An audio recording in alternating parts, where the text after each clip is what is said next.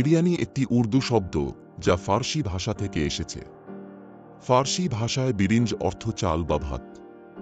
ফার্সিতে বিরিয়ান শব্দের অর্থ রান্নার আগে ভেজে নেওয়া। বাস্তবেও বিরিয়ানি রান্নার আগে সুগন্ধি চাল ঘি দিয়ে ভেজে নেওয়া হয়, তাই এই নামকরণ।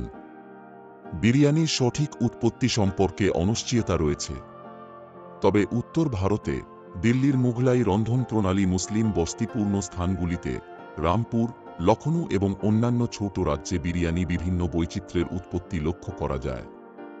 আবার দক্ষিণ ভারতের হায়দ্রাবাদে বিরিয়ানির বৈচিত্র্য লক্ষ্য করা যায়।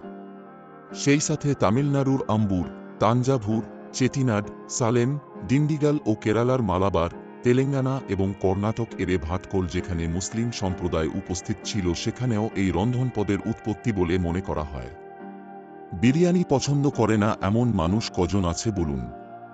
পুরনো ঢাকার কাচ্চি কিংবা তেহারির নাম শুনেছেন অথচ জিভে জল চলে আসেনি এমন মানুষ খুঁজে পাওয়া যায়। এই চিত্র যে শুধু আমাদের দেশে তা কিন্তু নয়।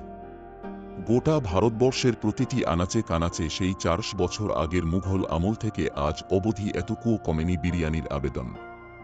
হাজারো ভাষা, বর্ণ, গোত্র, জাতি ও ধর্মে বিভক্ত ভারতবাসীকে এক টেবিলে বসাতে পারে বোধ হয় দুটি জিনিস। তার মধ্যে একটি হল ক্রিকেট আর অন্যটি বোধ হয় বিরিয়ানি।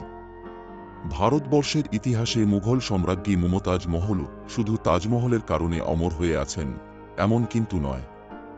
তাজমহল ছাড়াও ভারতবর্ষের মানুষ আরও একটি আশ্চর্য জিনিস লাভ করেছে তাঁরই সুবাদে।